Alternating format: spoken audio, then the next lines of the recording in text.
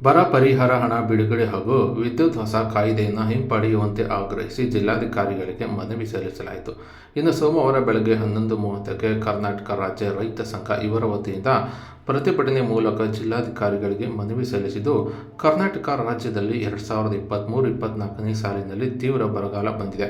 223 ತಾಲೂಕುಗಳಲ್ಲಿ ಅದರಲ್ಲಿ 193 ತಾಲೂಕುಗಳು ತೀವ್ರ ಬರಗಾಲಕ್ಕೆ ಒಳಗಾಗಿದ್ದು, ಸರ್ಕಾರವು ಕೇವಲ ರೈತರಿಗೆ 2,000ಗಳನ್ನು ನೀಡಿದ್ದು, ಇನ್ನುಳಿದ ರೈತರಿಗೆ ಯಾವುದೇ ರೀತಿಯ ಬರ ಪರಿಹಾರದ ಹಣ ಜಮೆ ಆಗಿರುವುದಿಲ್ಲ.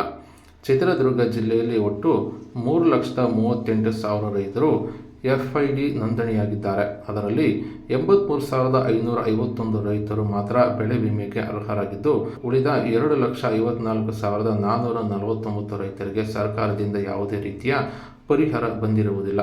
ಇನ್ನು ರಾಜ್ಯದಲ್ಲಿ ಮುಂಗಾರು ಮಳೆ ಆರಂಭವಾಗಿದೆ. ಕೃಷಿ ಚಟುವಟಿಕೆಗಳು ಪ್ರಾರಂಭವಾಗುತ್ತಿವೆ.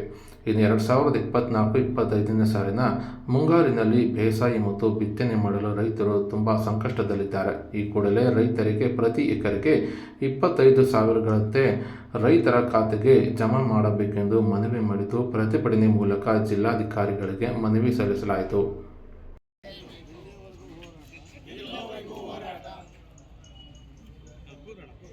ಕರ್ನಾಟಕ ರಾಜ್ಯ ರೈತ ಸಂಘಕ್ಕೆ, ಚಿತ್ರದುರ್ಗ ಜಿಲ್ಲಾ ರೈತ ಸಂಘಕ್ಕೆ ಯಾತಕ್ಕಾಗಿ ಹೋರಾಟ.